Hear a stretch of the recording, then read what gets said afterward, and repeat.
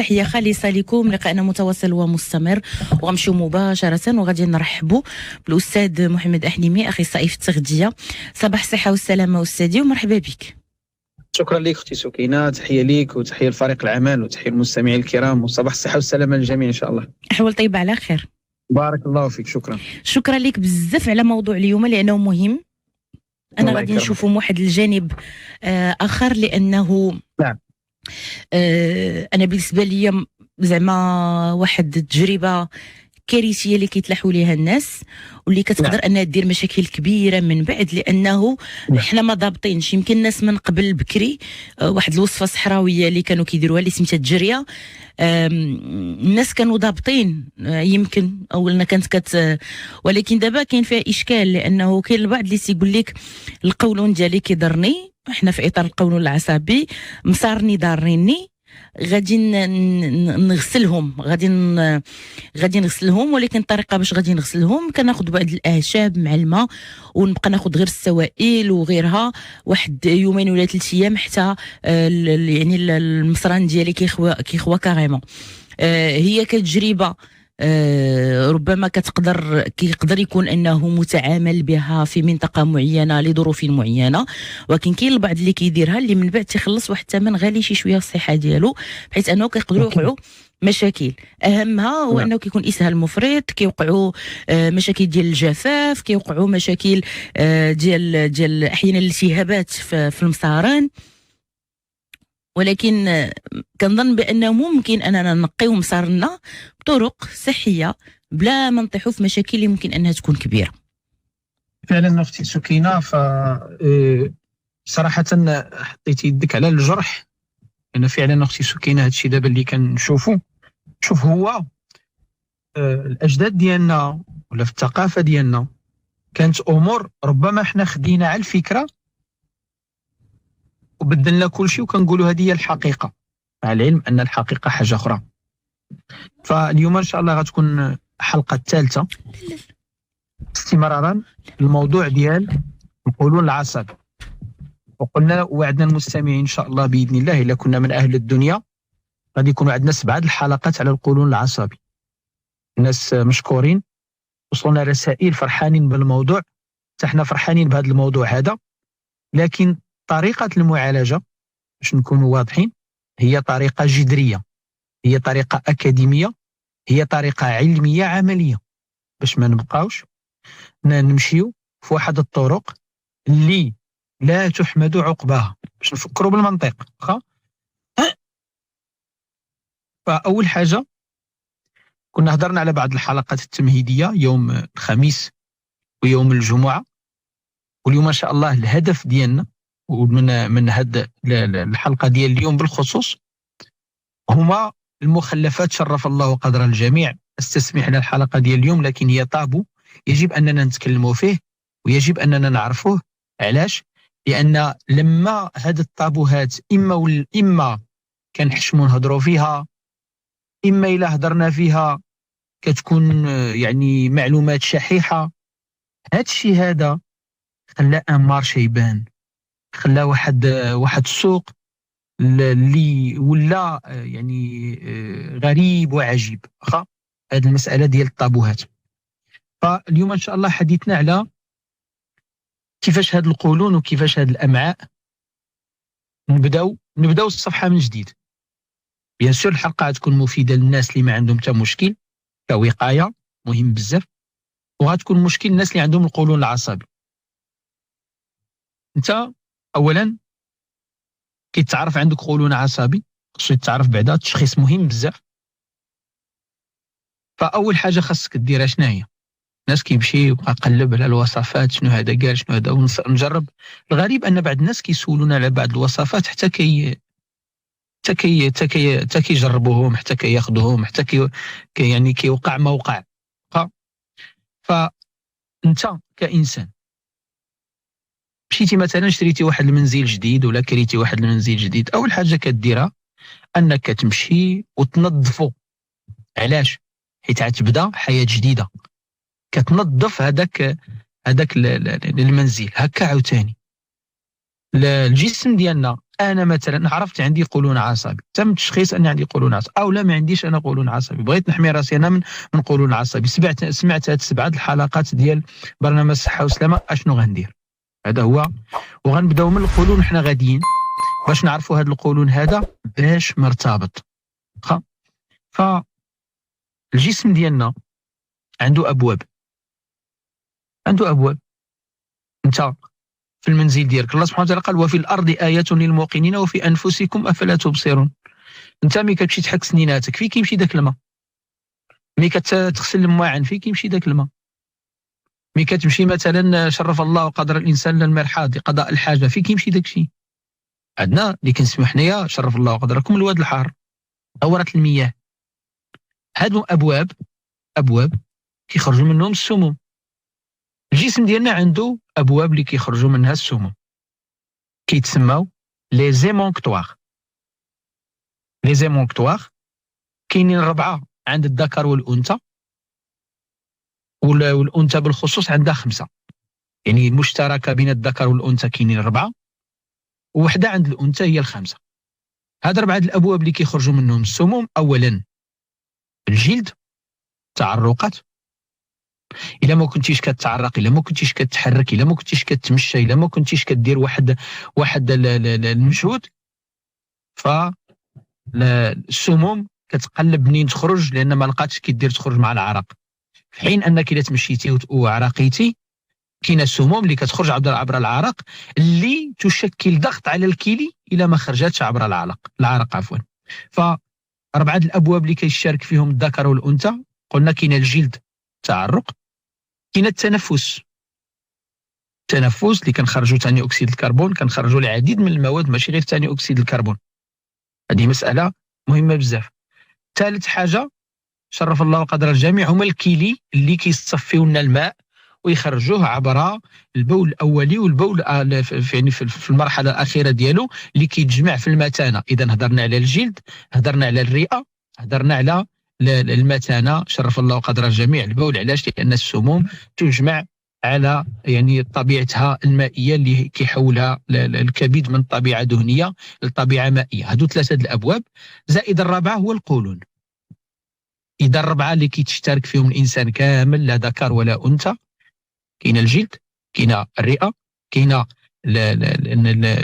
البول شرف الله وقدر الجميع او الكلي والمثانه، وكاين القولون. الانثى زايده عندها الدوره الشهريه، تتمثل في الدوره ديال الرحم.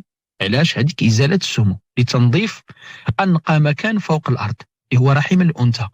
علاش؟ لان الانسان، انت ايها الانسان، هذاك المكان جاء منه الانسان كامل، وبالتالي يعني دائما الجسم يحافظ على نظافه هذا المكان، وهذا جميل جدا.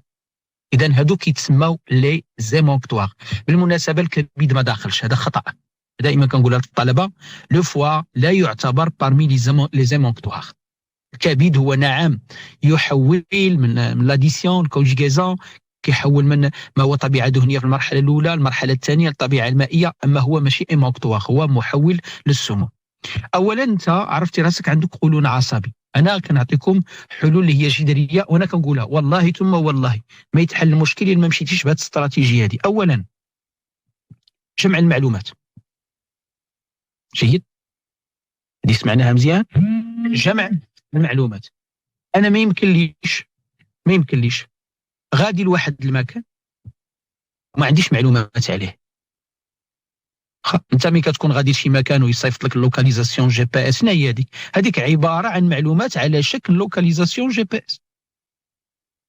غادي تدوز امتحان ما كتجمعش. انت ملي كتكون كتحفظ وكتقرا وكتوجد، شنو هي هذيك؟ ماشي جمع المعلومات. انا مثلا اشتريت واحد الاله جديده، ما كنقراش الكتيب ديالها. هذا المفروض بيان سور كاين اللي كيبدا يخدم بها ديريكت، مي المفروض اللي خاصو يدار جمع المعلومات. فانا عرفت عندي واحد المشكل، غنجمع المعلومات. جيد، انت ملي غتمشي تجمع المعلومات غتصطدم باش بمن يعطي المعلومات، وماشي غنعمم انا. فاولا يجب ان ننظف المعلومات، يجب اننا نفلتريو المعلومات. علاش؟ لان بعض الناس كيركبوا على هذه الموجات، وهذا الشيء اللي خلانا نديروا هذه الحلقات. علاش؟ لأن شفت بعض الناس كيهضروا على الكفير، استسمح، هذا يعني بالنسبة لي أنايا يعني الكفير كأنه غيحل لنا المشاكل، مع العلم أن واش المغاربة نسينا حنا السمان ونسينا اللبن ديالنا والسيكوك ديالنا باش نهضروا على الكفير؟ فهذا عجيب جدا. حبذا لو أن كنا نشوفوا ذاك الزخم ديال السمن بحال هذا الكفير. أنا دائما عندي واحد القاعدة، أنت هو دريري صغيور غادي في الطريق كتعطيه شي حاجة كيقول لك هاك، علاش عطيتيني هذه الحاجة؟ دائما كنقولها، لا تجعلوا أنفسكم بضاعة. شوف أي حاجة تعطات لك جراتويت فأنت هو البضاعة. كن واقعيين. فجمع المعلومات، يجب أننا نجمع المعلومات منين؟ المصادر ما بقاتش، باش نكونوا واقعيين، المصادر ما بقاتش أي مصدر ممكن نجمع لنا المعلومة. علاش؟ لأن كاين اللي كيعطيني المعلومة في سبيل الله يجازيهم بخير وما أكثرهم، كاين اللي كيعطيني المعلومة واخد منها، اسمعوا، كاين اللي كيعطي المعلومة في سبيل الله، هادو وما أكثرهم في المغرب. كاين اللي كيعطيك المعلومة فيها بحال داك البيت الشعري، فيها غير البيت الأول، كيعطيك داك الشيء اللي مسلكه هو في الجانب التجاري، لأن كيقول لك هو يعني داك الشيء اللي قال لك مي كاينه حاجة أخرى كان خصو يقولها لك. مثلا نعطيكم مثال باش نوضح هذه النقطة هذه. أنا نبغي هاد الأمور هذه تكون واقعية باش يعرفوا، لأن كنهضروا مع المجتمع المغربي الذكي. واحد باع لك عود، شوف خوتنا في الحيينة ولا في المغرب كامل، باع لك عود، كيقول لك هاد العود راه جاري معناته راه كيجري مزيان، كيجري ولا ركبتي عليه طقاه كيجري، لكن ما قالكش انت مي غتديه تدخلو في السربه باش تحرك به في واحد السربه تبوريضه اللي هي جميله بالنسبه للمغاربه وثقافه رائعه بالنسبه للمغاربه. فانت شريتي عود، مولاه قال لك جاري، مي تسمعوا جاري يعني راه كيجري بوحدو. بالحق مي كتدخلوا للسربه كيولي حران. الناس اللي كيبيعوا يشتريوا في الخيل راه كيعرفوا عود حران راه كيهبط فيه الثمن جوج، يعني الثلثين في الثمن. ما قالكش هو المعلومه الاهم، حيت انت لوبجيكتيف ديالك شنو هو انك تمشي دي داك العود تدخلو للسربه وتجري به في السربه مع الحباب والثقافه، وتحافظ على الثقافه وداك اللباس وداك السرج وداك اللجام هذه كلها. ما قالكش هو الا دخلتيه للسربه راه غيكون حران، قال لك لا هو جاري، ركبتي عليه صافي جربتيه صافي هو جاري. هكا كيديروا بعض الناس، يعني ما لم يقله اهم مما قالوا، يقول لك خذ هذه وخذ هذه وخذ هذه وخذ هذه. فالمعلومات اول حاجه مساله مهمه جدا، حيت يعني على حسب العقليه، وسيرتو دابا الناس اللي ولات بعض الامور تلقى انا نمشي كنقول كل شيء، مي كاين الناس اللي كيعطيو معلومات، وهذه مساله مهمه بزاف. وكاين عاوتاني اللي غير حافظ كيلقى معلومه، سمحوا لي على هذا التعبير وهذا التبسيط فقط باش نبسط. كاين اللي لقى معلومه زاد لها شويه ديال العطريه ومن راسو هوايه وحطها، ولا المعلومه هي مسؤوليه. انا صراحه اختي سكينه والله يستفزني العديد من الامور اللي تقال في القولون العصبي اكثر من هذا بعض المنتوجات. للان شوف مي تسمع هذا الغذاء هذا للقولون العصبي، عرف باللي خصك تطرح 799 سؤال. علاش؟ حنا القولون العصبي راه بدينا 2 حلقات واليوم الثالثه، وباقي لنا 4 الحلقات اخرين، هي 7 الحلقات. الحلقه ديال اليوم على حاجه واحده، ولو تاخذ المنتوج في العالم ما غاديش القولون يغادرك الا ما فهمتيش هاد النقط اللي كنهضروا عليها.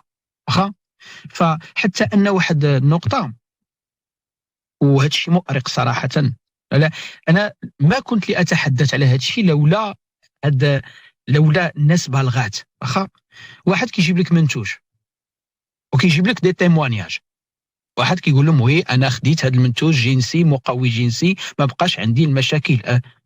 اولا هذه الهضره واش صحيحه؟ هذه النقطه الاولى. ثانيا نفترض ان هذه الهضره صحيحه، ولو يكون 100 شهاده يعني تيموانياج، هذه ليست، انا بالنسبه لي كمحمد أحليمي، ليست ورقة مقنعة على أن المنتوج ديالك فعال للجميع. علاش؟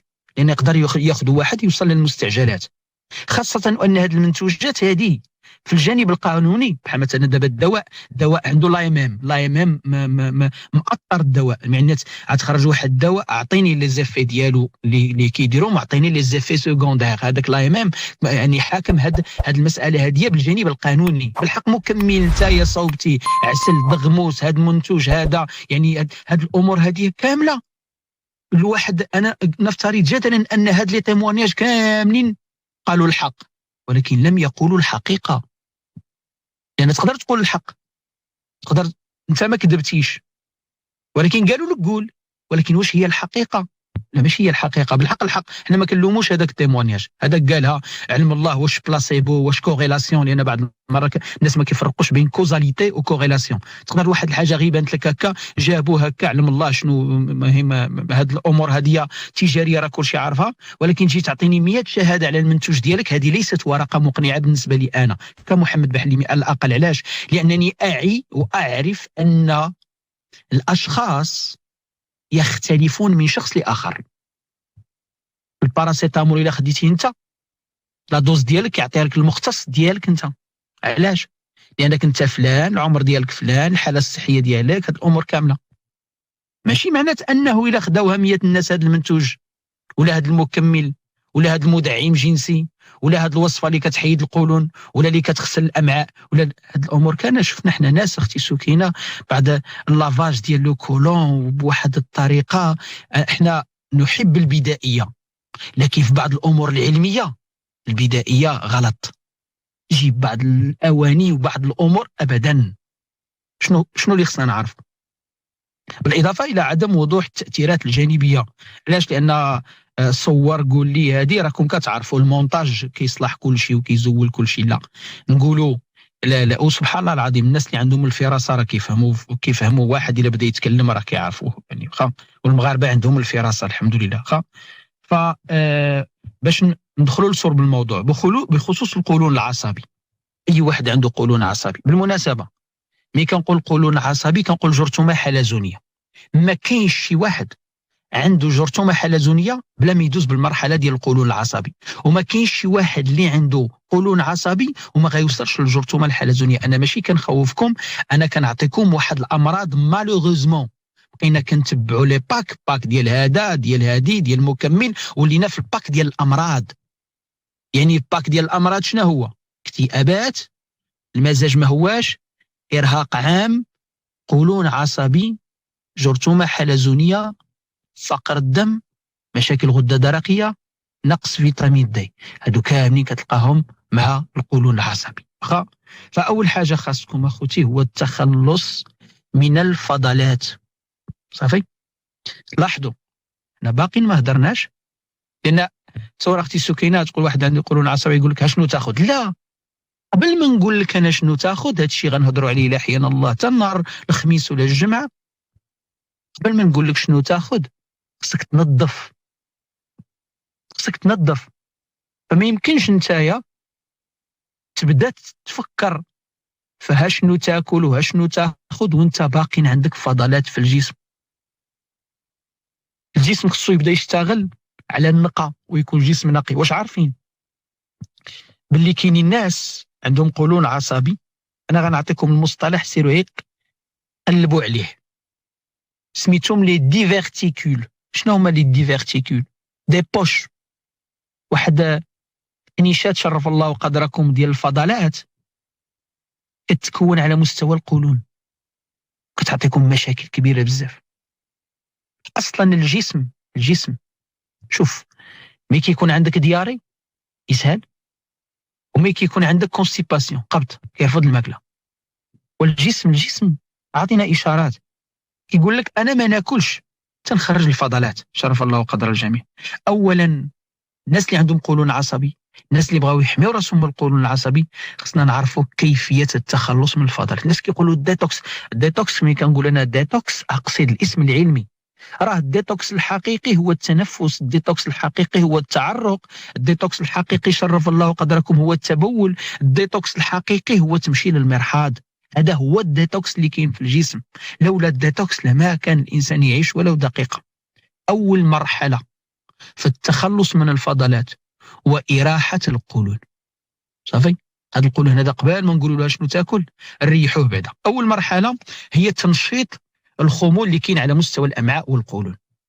تنشيط هذا الخمول هذا اللي كاين على مستوى الامعاء والقولون من خلال اولا العمليه الفيزيائيه اللي كنت هضرت لكم عليها، اللي هي الحركه الدوديه البيريستالتيزم، او لا السي ام ام الكومبلكس موتور ميغران. باش نشير لواحد النقطه، انا قلت استسمح على الحلقه ديال اليوم من اللي ضروري منها. واخا القولون ديال الانسان نعاود نذكر، حنا الجسم ديالنا كاين الفم، المريء، المعده، من موراء المعده كاين المعي الدقيق. المعي الدقيق فيه 3 الاجزاء اللي كيتسمى الانتستين غريل، كيتسمى لو ديودينوم، لو جيجينوم، ليليون. بين الامعاء الدقيقه والامعاء الغليظه كاين عضو روعه بكل ما تحمل الكلمه من معنى، ذاك المصرانه الصغيره اللي بعض الناس كيسميوها المصرانه الزايده، كانوا كيسميوها المصرانه الزايده قبل ما يعرفوها انها يعني غاز زايده. علاش؟ لان كان ما معروف شنو الاهميه ديال مع العلم اننا نحن دائما كنا نتحدث على هذا المصرانه هذه. فبين الامعاء الدقيقه والغليظه كاين الفالف اليوسيكال، وكاين القولون فيه القولون الصاعد، القولون اللي غادي افقي، والقولون اللي هو هابط، القولون اسوندون، القولون ترانسفيرس، القولون ديسوندون. في الاخر ديال القولون كاين ما يسمى بالغيكتوم. الغيكتوم والمخرج ديال الانسان شرف الله وقدر الجميع. فهذا الغيكتوم هذا تما كيتجمعوا الفضلات. كيفاش انت كانسان، وهذه مساله مهمه، هل هذا الديتوكس الحقيقي كيفاش انت كانسان باش نعرف انا للناس شنو كاين في الجسم ديالهم باش يمشيو يلقاو الحلول. واخا ففي النهايه ديال القولون كاينه مستقبلات عصبيه. وصول الفضلات لهذا المكان هكا il provoque كتسبب سكون ابل ديستونسيون. شنو هي هاد لا ديستونسيون؟ هاد لا ديستونسيون هي يعني الحجم ديال هذا الغيكتوم كيبدا يتوسع، وكيبداو الفضلات شرف الله وقدر الجميع يوصلوا لهذا المكان. اش كيوقع؟ كيوقع ان هذا المكان كونيكتي بالدماغ. باش نشرحها لكم، انسان في المنزل ديالو جاه احساس انه يمشي لدوره المياه، المرحاض شرف الله وقدر الجميع، يمشي لدوره المياه. شكون اللي عطاك هذاك الاحساس؟ لا شرف الله وقدره في التبول ولا في الخروج الكبير. شكون اللي عطاك؟ تجمع الفضلات، اشاره للدماغ. هذه الاشاره هذه هي اللي كتعطيك. كاينين الناس اللي ما عندهمش هذه الاشاره. هذا القرار، هذا لا ديسيزيون كونسيونت، هذا القرار الواعي، لو فيت اننا نمشيو للطواليت، هذا القرار هذا ماشي عند كل شيء. والسؤال مطروح علاش؟ اولا اللي كيخلي هذا لا كونيكسيون، لان الانسان شحال من واحد دابا كيمشي للمرحاض كيما الشبع، ما كيشبعش بالهرمونات، كيشبع بالامتلاء. كذلك الاستفراغ، كاين اللي صافي حتى كتوقع له كونستيباسيون في الاول. علاش؟ لان ما كايناش هذه الاشاره هذه. من غير المعقول وصول الفضلات لهذا المكان هذايا وما يتعلمش الدماغ، واخا سيرتو في الصباح الباكر والانسان قبل ما ينعس. واخا فاللي كيوقع هو ان الانسان اللي كياخذ الحلويات، ها القولون العصبي، الانسان اللي كياخذ المحليات الاصطناعيه، الخبز الابيض بلا نخاله بلا خميره بلديه، اش كيوقع؟ كيوصل الجلوتين للامعاء وبالخصوص في القولون. مي كيوصل هذا الجلوتين، اش كنقول لكم انا ديروا خميره بلديه، لان هذا الجلوتين الخميره بلديه كدير له بريديجيستيون، كتقطعو. فمي كيوصل سميتو جلوتين، جاي من لا غلو، جاي من واحد اللصقه سميتها لا غلو، داكشي سميتو جلوتين، كيلصق في الامعاء وفي القولون. من كيلصق هذيك الحركه ديال الامعاء ما كتبقاش تقدر تدوز، اللي هي السي ام ام كومبلكس موتور ميغران او البيريستالتيزم. مي ما كدوش هذه العمليه كيبقى هذا الجلوتين. وحنا المغاربه ماشي عيب، مي كناخذوا الخبز في الفطور، كناخذوا الخبز في الغداء، كناخذوا الخبز في العشاء، كناخذوا الامور بيناتهم. هادشي كيتجمع، مي كيتجمع كتوقع بوتريفاكسيون. الجسم كيشوف راسو امام جوج الحلول، اما يدير كونستيباسيون واللي تقدر تكون خطيره جدا تؤدي للوفاه، نعم، واما يعيط على شي خمائر وحدين انهم يزولوا هذه الماده. مالوغوزمون كيختار لانه هو مفطور عليه، حافظ على الحياه ديالك. عيط الخمائر، منهم كونديدا البيكون اللي كتجي من كثره النشويات بلا تخمير طبيعي، اللي كتجيك من كثره الحلويات في التخمير لا فيرمونطاسيون، اللي كتجي من الفواكه بعد الاكل، اللي كتجي من الفواكه في حد ذاتها اللي خارج الموسم ديالها. اشنو كيوقع؟ كتجي هاد الكونديدا البيكون، ماشي غير البيكون تاع تروبيكاليس، هاد الكونديدا البيكون من الخمائر. اش كتلقاو انتفاخات عند الناس اللي عندهم هادشي كامل كيوقع قبل ما يبان لك قولون عصبي، باش نكونوا واضحين. واخا ما يعني ما يهضرليش انسان على قولون عصبي الا ما داش من هاد المراحل، هذه مراحل حتميه. واخا فاللي كيوقع هو تخمرات. هاد الخمائر هذه الكونديدا البيكون كتقول لك انا ما غنشتغلش معك غراتويتمون. اول شرط ديالي هو انك تسمح لي انني نطلع لا بوبولاسيون ديالي، يعني غيولي تكاثر الكونديدا البيكون. الاولى ملي كيولي تكاثر الكونديدا البيكون كتولي تعطي لي توكسين ديالها كدوزهم في الدم. ملي كدوزهم في الدم كتلقى الانسان عنده اللسان ديالو بيض، ماشي البيضيه عاديه، نقاطي بيضين واضحين بواحد الشكل غريب. كما ان يعني الاجهزه التناسليه اللي عند الذكر ولا عند الانثى كيوقع فيها مشكل كبير جدا. هاد الطابوهات الناس اللي ساكتين عليها، بزاف الناس ساكتين على هادشي، هذا جاي من الكونديدا البيكون. باش تعرف الحياه الجنسيه ديال الانسان وديال الازواج متعلقه بالماكله مباشره. اكثر من هكا، ان هاد الكونديدا البيكون اش كتقول لك؟ كتقول لك انا باش نعيش ونعيش هاد البكتيريا، هاد الخمائر اللي معايا، خاصني نطلع بكتيريات اخرين انهم يشتغلوا معايا. كيطلع العدد ولا لا بوبولاسيون بكتيريان اللي كتسمى غرام نيجاتيف. غرام نيجاتيف ملي كتموت كتخلي دي ميتابوليت كيتسموا لي ليبوبوليساكاريد ال بي اس، كيعطيوك الالتهابات كتحيد جدار القولون. ملي كيتحيد جدار القولون كتبدا تحس انت بالالم وكتبدا تحس بالاكتئابات وكينقص لك السيروتونين وتشخص على انك عندك مرض قولون عصبي. فهمتوا المشكل منين جا؟ فاكثر من هكا، ان هاد الخمائر شنو كدير؟ هاد الخمائر كتمشي للرابط العصبي بين القولون اللي كيقول لك سير شرف الله قدركم للمرحاض، وكديزاكتيفي هاد لو سينيال، هاد الاشاره كديزاكتيفيها. كيولي الانسان القولون ديالو شرف الله قدركم عامر بالفضلات والاشاره لا توجد. الا مشى كيمشي غير بالامتلاء. هذه النقطه الاولى. النقطه الاخرى واللي خصنا نهتموا بها في هذا لو سونس هذا هو طبيعه دخول الانسان لدوره المياه. هذه مسألة مهمة بزاف، طبيعة الإنسان لدخول دورة المياه. فلما الإنسان يبغي يدخل دورة المياه، أول حاجة الله يجازيكم بخير، ما خصوش يكون الانشغال الذهني. ما غاديش نقول انا يا هذا، انا قلت لكم هذا طابو. مي خصنا كاينين الناس اللي ولاو اختي سكينه دابا كيدخلوا معاهم الهاتف، هذه مسألة يعني يندب لها الجبين صراحة. شوف، إخراج الفضلات قالوا بحال الامور اللي كنقضيوها وحنا خصنا نكونوا مرتاحين. خصكم تعرفوا بلي الحياه ديالنا جوج امور، لو مود كيتسمى لو مود سيمباتيك ولو مود باراسيمباتيك. مثلا كتمشي انت كتشتغل العمل تحرك، الادرينالين طالعه مزيان محركك، الادرينالين لو ستريس محركك، وي هذا كيتسمى السيمباتيك. مشيتي للدار ارتحيتي تغديتي جلستي مع وليداتك جلستي مع الاسره، هذا باراسيمباتيك. صليتي باراسيمباتيك، كنتي سايق سيمباتيك. كاينش مثلا انسان انت غادي سايق في الطوموبيل وشاد الهاتف، هذا غريب جدا. فدورة المياه المرحاض شرف الله وقدر الجميع كيخدم في الباراسيمباتيك، ما كيخدمش في السيمباتيك. يعني انت دير واحد الوقيته خصصها ان الانسان يمشي لقضاء الحاجه، وهذه المسألة مهمة بزاف. علاش؟ لأن شنو الهدف ديالنا في القولون؟ هو الاستفراغ والإخراج، الفيدونج، يعني اللي كيتسمى الفيدونج كومبلي.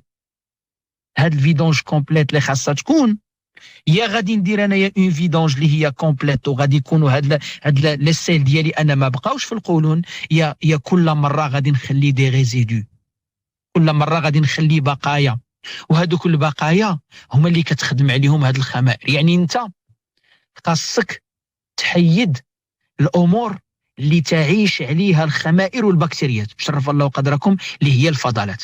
فاول حاجه هو الانسان ما يدخل دوره المياه يكون مركز مع ذاك لاكت، مع ذاك العمل، بلا ما نبقى انا نفكر في شي حاجه اخرى. هذه النقطه الاولى. النقطه الثانيه، نوعيه المرحاض. نوعيه المرحاض خصكم تعرفوا باللي احنا عندنا في الانسان بصفه عامه على مستوى الحوض كيتسمى البلونشي بيلفيان. شنو هو هذا البلونشي بيلفيان؟ هذا البلونشي بيلفيان هو واحد البارتي من واحد العضله كتسمى البيريني. هاد عضله البيريني كتسمى العضله العاصره. شنو هي العضله العاصره؟ علاش عضله العاصره؟ لانها هي الانسان بفضلها كيخرج الفضلات، بفضلها كيخرج البول، شرف الله قدر الجميع. عند الذكور كذلك عندها دور في الجانب الجنسي، وعند الانثى عندها دور خلال الحمل وخلال الولاده، كيتسمى البيريني. مي كنبقاو نجلسوا بزاف، لا سيدونتاريتي بزاف، السياره بزاف، الكرسي بزاف، هاد العضله كتضعف. وقاعده العضله كتقول ان العضله لتقوى عليها ان تتحرك. فمي كتكون انت جالس بزاف، الباسان ديالك كيتاثر، ماشي غير العضله، لا فورم ديال الباسان ديال الانسان كتاثر، ماشي غير العضله. وهاد العضله كيتسمى لو بيريني. كاين او نيفو ديال الباسان اللي حتى هو هاد العضله عندها الروابط وعندها لي ليغامون ديالها.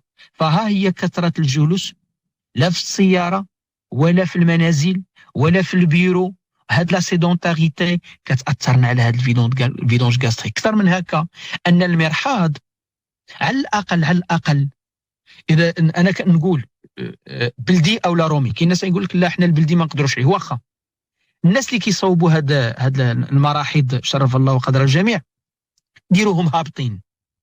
كاين ثلاثه الحلول، يا اما نمشي للمرحاض الرومي البلدي، لما اكيد بزاف الناس ما غيقدروش، لان المرحاض البلدي شنو هي الفائده ديالو؟ اول فائده هو ان الميسكل بيبوريكتال، واحد الميسكل بيبوريكتال شنو هو هذا كيخلي ان والجسم ديالنا ملي كتكون جالس في الوضعيه احنا المغاربه سمحوا لي على المصطلح كنقولوا كيقردوا. حنا جدنا كان كيبغي يتوضا كيقرد، كيبغي يجلس كيقرد، كيكونوا جالسين حدا واحد الشويجره حدا المساجد كيديروا هذه الوضعيه كتسمى لا بوزيسيون اكروبي. كيكون لو ريكتوم والكانال اللي كاينه يعني في او نيفو انال كتكون في واحد البوزيسيون الينيي، وبالتالي الميسكل بيبوريكتال ما كيكونش مشدود وكيكون الاستفراغ. الناس يقول لك لا حنا كندخلوا للطواليت كنقضيو شرف الله قدركم الحاجدين. لا، انا بغيت الفضلات يخرجوا 100%، ما يبقاش حتى 30% ديال الفضلات. علاش؟ لان هي اللي غتستغلها هذه الخمائر والبكتيريات وتعطيك قولون عصبي. هنا كتعيش هي على هذه الخمائر هذه، وهذه الخمائر كتعطينا الالتهابات، وهذه الالتهابات كتقيس لنا حنا غادي نهضروا عليها ان شاء الله غدا. هي الطبقه الواقيه ديال القولون اللي كتسمى لا كوش اميكوس، الطبقه المخاطيه. هذه الا مشات لك عرف عندك مشروع قولون عصبي، سي نورمال غيبان عندك الاكتئابات وما حاملش الانسان كيكون الكانه ديالو ما هياش، والارهاق والتعب وهذه الامور هذه كامله. فهذا الميسكل بيبوريكتال ملي كنجلسوا في وضعيه ديال اما الحل الاول قلت انا اما مرحاض بلدي. المرحاض بلدي الفائده ديالو الميسكل بيبوريكتال كيكون في الوضعيه المريحه، والكانال يعني انال مع الريكتوم كيكونوا الينيي، وبالتالي الاستفراغ التام. ثانيا او نيفو ديال لومبير اسفل الظهر، هذه الوضعيه هذه مريحه جدا. حتى الناس من غير شرف الله قدركم، من غير قضاء الحاجه، اي واحد بغى يريح اللومبير ديالو يدير لا بوزيسيون اكروبي فوق الارض ورجلو محطوطين، يعني اسفل الرجل تكون محطوطه. اللي ما قدرش يديرها لاحظوا، اللي ما قدرش يديرها ما غيشدش التوازن، يعرف باللي غيوقع له مشكل على مستوى عضلات الظهر، وهذا الشيء كامل مرتبط. والمراه شوف غير المراه اللي هذه الوضعيه هذه كتلعب دور مهم خلال الولاده، وهذه مساله مهمه بزاف. نقطه اخيره هي الحل الثاني ناخذوا المرحاض رومي ونديروا كرسي. ما كاين حل ثالث اللي مهم بزاف، هو ان هاد الطواليطات روميين عافاكم ديروهم قرابين للارض، ما نديروهمش عاليين، ما نديروهمش في واحد الوضعيه اللي هي عاليه، نهبطوهم قدر الامكان باش من الانسان ياخذ الوضعيه ديالو، ياخذ وضعيه ديال لا بوزيسيون اكروبي، تكون واحد الزاويه ما تكونش لا بوزيسيون اسيز. فحركه الامعاء من بعد غادي نهضروا على الصيام. الحركه في حد ذاتها كتعطينا قوه للحجاب الحاجز، داك لو ديافراغم غادي نهضروا عليه. هاد الامور كامله شوفوا باقي ما خديناش باقي ما هضرناش شنو ناكلوا، حيت خصنا نحيدوا الفضلات، نحيدوا هاد المخلفات هذه. عاد ديك الساعه نجيو نتكلموا على شنو ممكن ناخذوا شنو ممكن. غدا ان شاء الله باذن الله اذا كنا من اهل الدنيا غنهضروا على واحد الطبقه الواقيه اللي مالوغوزمون 100% الناس اللي عندهم قولون عصبي ما عندهمش هاد لاكوش بروتيكتريس او الطبقه الواقيه ديال طبقه الميكوس. غنشوفوها كيفاش كتمشي، كيفاش. شوف احنا دابا باقيين هاد الحلقات كاملين كنهضروا على القولون العصبي. تخيل نجي انا نقول لكم خذ هذا المنتوج هذا، ما القولون العصبي ما غيبقاش عندك، وجيت تسمع هاد فلان قال لي وفلان قال لي وفلان قال لي وفلان قال لي، ولو العالم كامل يقول. حاجه وحده اللي خصها تكون عارفه، انك انت كانسان سو كاين الجسم ديالها ما كيشبهش الجسم ديال اختي وفاء، ما كيشبهش الجسم ديالي انا، ما كيشبهش الاخر. ولو يجي شي واحد يقول لك انا هذا المنتوج هذا، الجسم ديالي جسم حاله خاصه. داك الشيء خصها تكون زياره طبيه، زياره عند مختص، تغذيه خصها تكون على المقاس. انت مثلا كتلبس اكس ال، انا كنلبس ال، واحد كيلبس اكس اكس ال، كل واحد وكيفاش كيلبس. ياك نفس الانسان، وغير الملابس في حد ذاتها الملابس تختلف، فما بالك النمط الغذائي وشنو داكشي اللي ياخذ وشنو الانسان ما ياخذش. مرحبا استاذي، ومشكور جزيل الشكر. وحنا اكيد لقاءنا مازال متواصل. لسمحتي نتوقفوا مع فاصل قصير ونرجعوا ناخذوا اسئله المستمعين. خليكم معنا.